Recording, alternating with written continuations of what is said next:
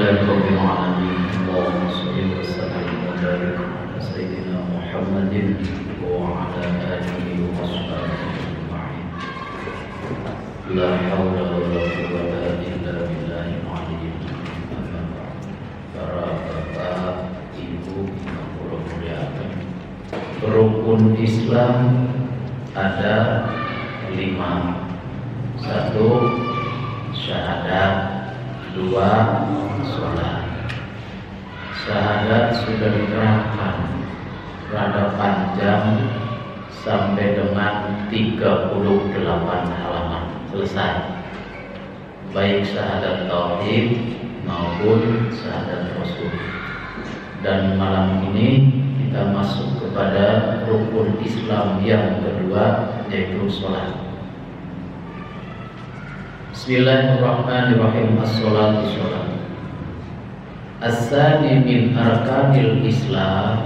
Yang kedua dari rukun Islam adalah iqamatus sholati, mendirikan sholat.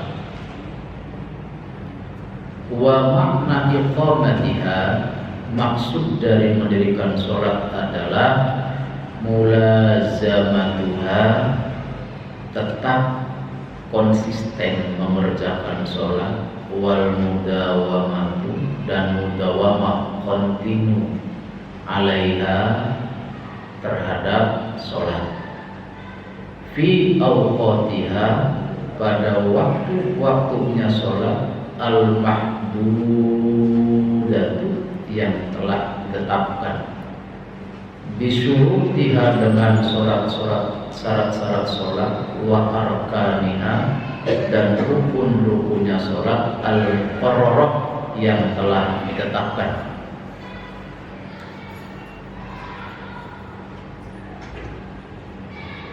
Bapak Ibu yang saya muliakan, rukun yang kedua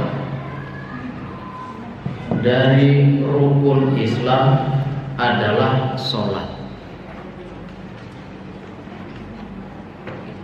Sholat yang dimaksud adalah sholat yang harus kita kerjakan, harus kita tegakkan, mengerjakannya sesuai dengan waktu yang digariskan, sesuai dengan surut atau syarat dan rukun, dan mudawamah, kontinu, terus menerus. Hiya a'dhamu sya'airiddin. Salat itu adalah syiar agama yang paling utama dan yang paling besar. Walaupun jika dilihat sesuai dengan kenyataan dalam pandangan mata dan pikiran kita, yang namanya syiar itu kan kayak mercusuar, katone rame, wah, itu kan sering diartikan syiar, wah banget. Ternyata wong sholat malahan kudu sepi-sepian, Bang. Sepi apa maning bakal sholatnya asar, tuhur, menang, sepi banget. Tidak ada suara. Yang ada suara adalah maghrib, isya, subuh. Tetapi yang begitu tuh sudah sepi, sholat itu pegawaiannya kayak dolanan doang. Coba hebatnya apa orang sholat, Pak?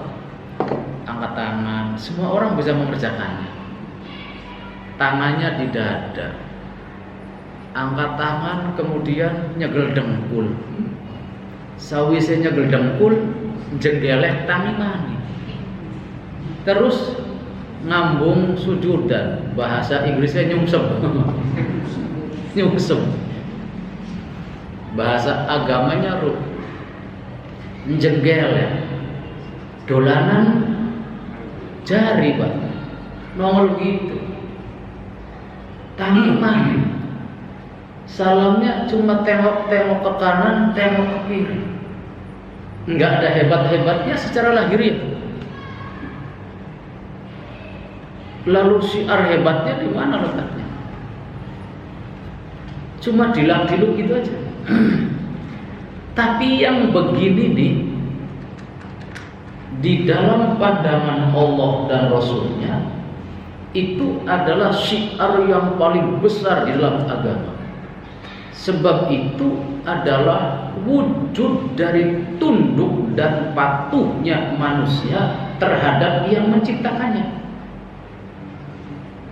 Tunduk dan patuhnya manusia terhadap Allah yang menciptakannya, sehingga dia berani bersujud, kepala yang begitu terhormatnya dihinakan oleh pantat yang lebih tinggi kedudukannya pada waktu sujud. Gelem nglakoni mongkon. Itu tuh syiar yang paling agung.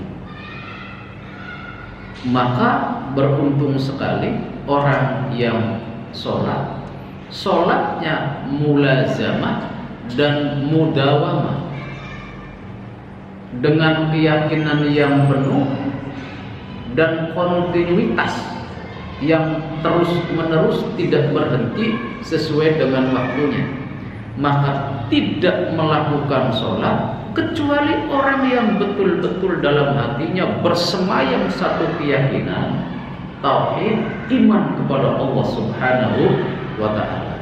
Maka sesungguhnya itu adalah bagian dari syiar agama yang paling besar. Ditambah lagi wa afdalu ma yutaqarrabu bihi ila rabbil alamin. Cara yang paling afdol, paling utama seorang hamba mendekatkan diri kepada Allah, kepada Rabbil Alamin adalah sholat. Mendekatkan diri kepada Allah kan banyak. Dengan sedekah, dengan ngaji, dengan haji, dengan taklim, dengan berzikir, dengan sholawatan, dengan berbuat baik dengan sesama, dan yang lain-lainnya. Segala bentuk kebaikan itu dicintai oleh Allah dan Rasulnya sebagai wujud penghambaan kepada Allah Subhanahu wa ta'ala dan cara mendekatkan diri. Dari sekian cara mendekatkan diri kepada Allah Subhanahu wa ta'ala, yang paling afdol justru sholat. Maka wa afdalu ma yutaqarrabu bihi ila rabbil alamin.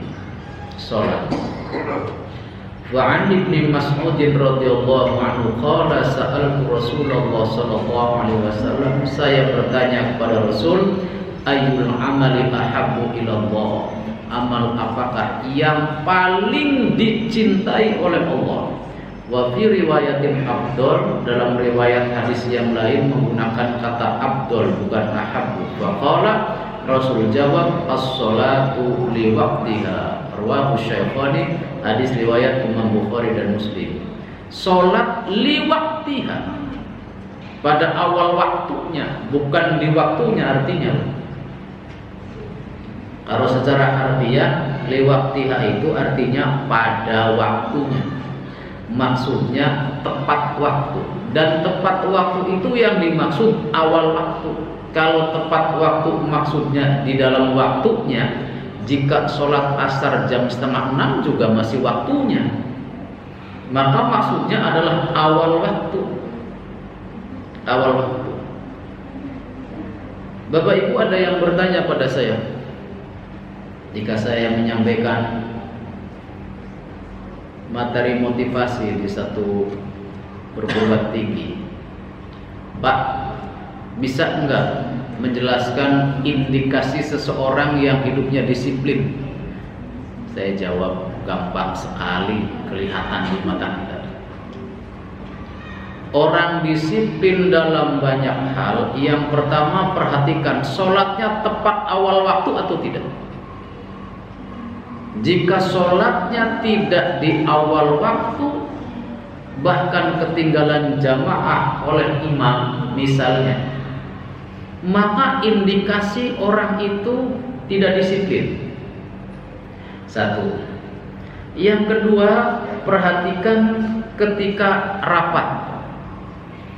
Ketika rapat kumpul bareng, rebutan kursi depan apa rebutan kursi belakang?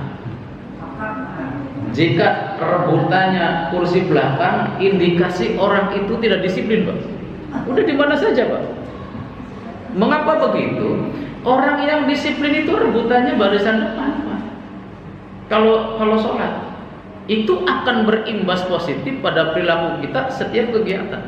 Ketika kita diundang kumpulan rapat, mau duduk di paling depan atau paling belakang. Jika milihnya paling belakang, saya tidak percaya Bapak Ibu di sini.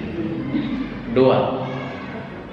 Yang ketiga, jika rapatnya di kursi, di meja, perhatikan ketika pergi. Jika kursinya ditata kembali seperti sebelum diduduki, itu disiplin. Tetapi jika dibiarkan kursinya mengok, miring dan sebagainya, ditinggal pergi begitu saja, saya tidak percaya itu orang disiplin. 4. Perhatikan ketika kumpul dengan banyak orang, ada yang bicara. Misalnya di depan, di podium, ada narasumber sedang berbicara. Perhatikan, mainan HP atau tidak? Mainan HP atau tidak? Ngobrol atau tidak? Jika dia sibuk dengan HP, ngobrol dengan teman-temannya, itu pasti tidak disiplin orang. Bapak-bapak, banyak sekali indikasi kita menjadi orang yang disiplin atau tidak. Dan pelatihan yang paling tepat sekaligus mendapat penghargaan di dalam agama adalah ketika sholat merebut baris yang paling depan dalam jamaah di awal waktu. Maka kata Rasulullah SAW, hebat sekali orang yang ketika sholat jamaah masih sempat melihat takbiratul ihramnya imam. Imamnya siapa saja. Allahu Akbar pertamanya itu penghargaannya oleh agama luar biasa. Baik, ini hebatnya sholat. Kemudian hadis lain, warada inna awwala ma yuhasabu bihil abdu yaumal qiyamah as-shalah. Yang pertama kali nanti dihisab, diperhitungkan, dipertimbangkan amal seorang hamba di hari kiamat adalah sholat. Ini tahu semua. Fa in soluhat soluha sa'iru amalihi, fa in fasadat fasada sa'iru amalihi. Jika sholatnya baik, berkualitas, bermutu, amal yang lainnya juga bermutu dan berkualitas. Kayak tadi, Pak. Kayak tadi. Ini hadis sebetulnya antroposentris banget. Rasulullah tidak hanya sedang berbicara bagaimana hubungan manusia dengan Allah secara vertikal, tetapi juga hadis ini adalah sangat antroposentris, berguna sebagai teori sosiologi. Maka kata Rasulullah, fa in soluha, insya Allah dibacanya bukan solaha ini Pak, soluha. Tasrifannya soluha yasluhu solahan, artinya baik, bagus, patut dan sebagainya. Kata Rasulullah, jika ibadah sholatnya baik, baik itu Pak, datangnya tepat waktu, tidak ketinggalan takbiratul imam, takbiratul ihramnya imam yang pertama kali. Yang kedua, rebutannya dari depan. Yang ketiga, tidak segera pergi ketika udah assalamualaikum. Itu penghargaan yang luar biasa. Itu akan berdampak positif pada soluha sa'iru amalihi, seluruh aktivitas orang itu. Rasul bilang soluha sa'iru amalihi akan baik terhadap seluruh aktivitas kegiatan yang lainnya. Itu amalihi itu bukan amal maji, bukan haji, itu saja seluruh kegiatan yang lainnya. Dan saya mengamati Pak, saya bergaul dengan orang-orang sejak mahasiswa, di mana saya bertemu, kebetulan saya aktivis Pak. Sejak mahasiswa saya aktivis organisasi. Dan aktivis organisasi yang orangnya disiplin, semuanya sholatnya tepat waktu awal. Dan sekarang bapak-bapak perhatikan Pak, yang punya kantor, yang punya pasar, atau yang punya apa, orang yang disiplin biasanya tong adzan dia segera bergegas wudhu untuk menuju masjid. Perhatikan sih, di kantor saya Pak, ada orang disiplin banget sholatnya, memang terkenal paling disiplin di sekolah.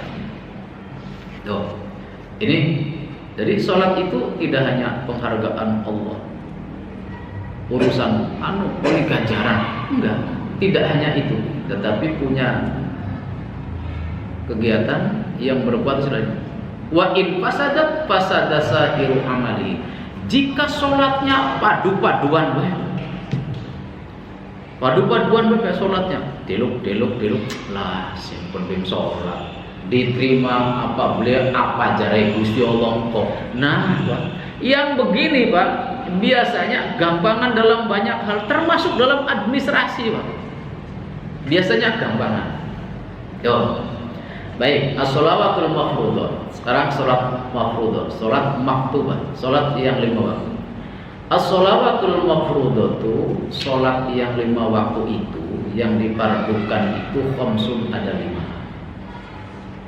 Wa hiya sab'a asyarata raka'atan, semuanya adalah 17 rakaat, fil yaumi wal lailati, sehari semalam. Kalau kita sholat sehari semalam 17 rakaat, maka jika 1 rakaat sujudnya 2 kali 17, berarti kita mendekatkan diri kepada Allah sedekat-dekatnya. Sebab sedekat-dekat manusia dengan Allah adalah pada waktu sujud. Maka kita mendekatkan diri sedekat-dekatnya jika kita sholatnya hanya yang fardu saja, minimal 34 kali sujud. Kata Rasulullah, sedekat-dekatnya manusia pada waktu menghadap Allah adalah pada waktu sujud. Maka banyak orang yang ketika sujud terakhir dia bacanya lembar, khusyuk, bahkan ditambah rada panjang dikit. Itu bagian dari cara bagaimana kita menemukan ketenangan, pengakuan terhadap Allah Subhanahu wa ta'ala sebagai Tuhan. Apa maning lamun salate tidak hanya 5 waktu, ditambah sunnah-sunnah yang lain. Dari sini Bapak Ibu, kita optimis banget, moga-moga diterima Gusti Allah. Amin. Insyaallah. La yasqutu farduha 'anil mukallafi. Kewajiban sholat tidak gugur dari seorang mukallaf, kita semua mukallaf. Wa huwa al-balighu al-aqilu, mukallaf itu yang balik dan yang berakal sempurna, illa bil maut, kecuali sebab mati, au zawalil aqli, atau hilang akal. Bapak Ibu pengapunten, ini kitab Bu yang bicara nih. Sholat itu kewajibannya tidak gugur kecuali oleh mati dan hilang akal. Hilang akal itu berarti apa? Edan. Jadi kalau kita pengen tidak punya kewajiban sholat, 2, 1 mati, yang kedua edan. Zawal akli, hilang akal, diantaranya kan hilang pingsan misalnya. Nah Ustadz, misalnya itu ada keterangan tidak boleh meninggalkan sholat kecuali dua. Itu mah orang sehat yang diizinkan atau ada rukhsah, yaitu satu tertidur, yang kedua lupa. Itu mah pemaras, Pak. Ini mah tetap ketika sembuh, tidurnya bangun atau dia kembali ingat lagi, wajib sholatnya tidak gugur, wajib lagi. Tidak boleh meninggalkan sholat bagi orang yang sehat kecuali dua. Satu lupa, yang kedua tertidur. Tidak gugur kewajiban sholat kecuali dengan dua hal. Satu mati, meninggal dunia. Yang kedua edan atau pingsan selamanya, Pak. Itu enggak punya kewajiban sholat. La yasqutu farduha 'anil mukallaf illa bil mauti aw zawal aqli. Ustaz, sakitnya nemen,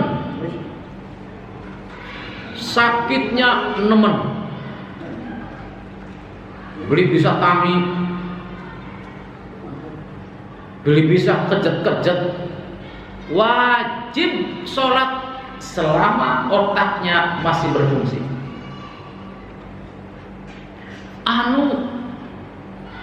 Ngaplang-ngaplang beli bisa, miring beli bisa sebisa ya. Gerak tangan tidak bisa, enggak usah pakai tangan gerakannya. Pakai matanya juga bergeraknya enggak bisa, enggak usah pakai mata, pakai hati saja. Selama otaknya masih berfungsi, Pak. Kalau ibadah yang lain boleh, kalau sholat tidak bisa. Kalau sholat tidak bisa. Ustaz, kan wudu dingin kewajiban orang yang sehat mewudukan. Jika di rumah kita ada orang sakit tidak bisa wudu, yang sehat tidak mewudukan, maka yang sehat yang berdosa. Dan kalau mewudukan, dia dapat pahala. Jika tidak mewudukan, berdosa. Lalu kemana? Ini wudunya nggak bisa, orang yang nggak mau. Bapak ibu nggak ada yang mewudukan, atau satu rumah orang yang nggak mau. Ibu-ibu tidak boleh meninggalkan sholat pakai tayamum. Tayamum apa? Pakai debu. Ora usah nganggo debu, pakai bantal, diusap aja. Kolaka anu jeraka debu anak debu sotan bakal sampean bisa melaku, bakal orang bisa melaku nganggo bantal. Pokoknya tidak boleh ditinggalkan. Sholat itu tidak bisa ditinggalkan. Ini sholat, saking pentingnya ibadah yang namanya sholat. Jadikan darurat, pokoknya kerjakan sesuai dengan kemampuan. Wabil hadis disebutkan dalam hadis, benar rojuli wa benar syirki wal kufri tarkus sholat. Yang membedakan seseorang antara syirik kufur adalah meninggalkan sholat. Rawahu Muslim. Wa idza taraka, dan jika meninggalkan al-mukallafu, seorang mukallaf, kita semua mukallaf, meninggalkan syai'an, bagian kecil aja, minal maktubati, dari sholat maktubah yang 5 waktu, fa in kana tarkuhu an juhudin, jika meninggalkan sholatnya karena juhud, menantang, mengingkari, bahwa murtadun, dia dihukumi sebagai orang murtad, wa yutaru, dan boleh diperangi, kufron, sebagai diperanginya orang kafir. Lamun uwong meninggalkan sholat, apa maghrib, apa asar, apa apalah, syai'an sebagian saja nih, dan meninggalkannya an juhudin, karena dia juhud, bukan zuhud. Juhud, menentang. Sholat apa? Emang kamu kalau sholat Gusti Allah langsung sayang kamu tak? Pokoknya ngecek Pak. Orang yang seperti ini Pak, sampai mati dia masih dalam keadaan seperti itu, fala yusalla alaihi, bakal mati aja disolati. Pak, dudurai lagi Pak. Fala yusalla alaihi, fala yusalla, maka orang kena disolati alaihi ini ngatasi wong mau, wala yudfanu, lan orang kena dipendem fi maqbaratil muslimin, ning kuburane wong Islam kudu dipisah menakang orangnya Islam ngecek sekarang au angkasalin, lamun beli sembayange angkasalin sebab males, ustutiba dikongkol obat dinasehati, panambah maning sholat yuk ning masjid akeh wong akeh bature akeh anu je beli bisa maca beli bisa ora usah maca padu ngadeg bae engko bakal imamnya nyegel dengkul sampean melu nyegel dengkul kang kenceng. Aja diterangkan syarat rukun Pak, abot pikirannya. Jangan disuruh menghafal doa-doa. Engko beli yang maning sakiki ya. Wis pokoke bakal imame nyegel dengkul sampai nyegel dengkul kang kenceng. Bakal imame jenggele sampean melu jenggele. Mung bakal imame gede-gede baten aja melu-meluan pun imam kepegelen. Aja meluan. Nah, sekarang kalau malas, fa in taba, jika dia bertobat, wa illa, jika dia bertobat, atau wa illa, jika tidak mau tobat, kutila haddan, dia diperangi dan ditegakkan hukum padanya. Wa huwa fi masyiatillah rabbil alamin, biarkan dia hidupnya dalam tanggungan Allah saja, apa aja Nabi sallallahu. Jadi orang sembahyang tapi males. Kata Imam Ahmad bin Hambal, ila kupri tarikis sholati mutlakon, wis pokoke ninggalaken sholat arep karena menentang agama, menentang sholat arep males, bakal terus-terusan ninggal sholat, mutlak kafir dia tuh, tidak ada alasan. Sebagai kafir, biar kafir. Sawaan tarokaha juhudan au kasalan, baik meninggalkannya karena menentang sholat, necek ning sholat, atau karena males, kafir. Ada hadisnya sih. Al-ahdul ladzi bainana wa bainahumus shalah faman tarakaha faqad kafara. Perbedaan kami orang iman dengan yang tidak itu adalah sholat. Barang siapa meninggalkan sholat faqad kafara, dia kafir. Itu hadis Rasulullah sallallahu alaihi wasallam. Bapak ibu keluarga kita diajak sholat, anak cucu kita diajak sholat. Ibu bapak kemudian jangan lupa satu sholat, kalau telepon-teleponan dan anak cucu nih Pak. Yang kedua, kalau jauh atau dekat, dede, mama atau omah, kakek, nenek didoainnya.